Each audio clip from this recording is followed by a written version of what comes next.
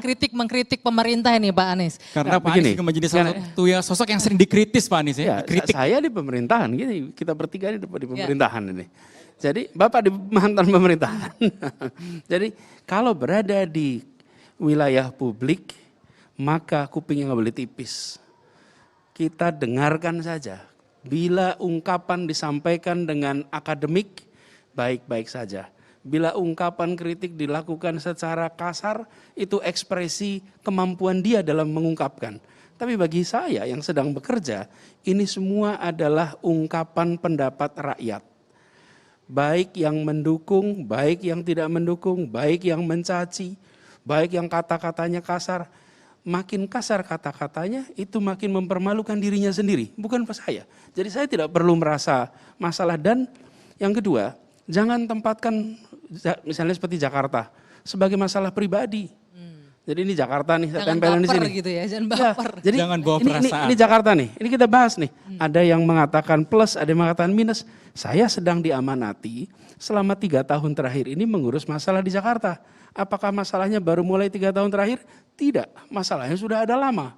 Dan kemudian ketika orang mengkritik, rileks saja. Anggap itu bagian dari ungkapan pandangan. Karena itu saya ketika melihat ketika ada kritik keras, kemudian ada bahkan caci maki.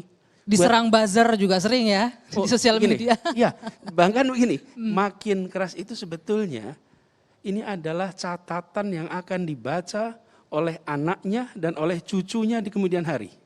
Dan ketika saya hari ini menjawab, jawaban saya juga jawaban yang akan direkam. Ini beda dengan dulu ketika catatan itu tidak ada.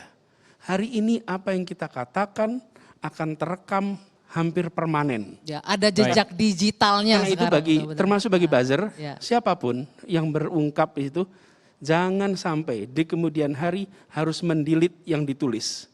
Ketika seseorang mendelete yang ditulis, maka itu sebenarnya dia sedang mengatakan saya malu pada diri saya sendiri. Nah, jadi saya kalau melihat ini proses demokrasi.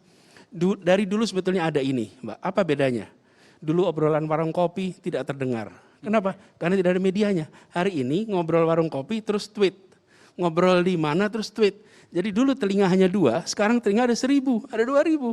Tapi kritik itu bukan hal baru. Kalau berada di wilayah publik, maka dia harus siap untuk menjadi kotak pos kritik dari siapapun.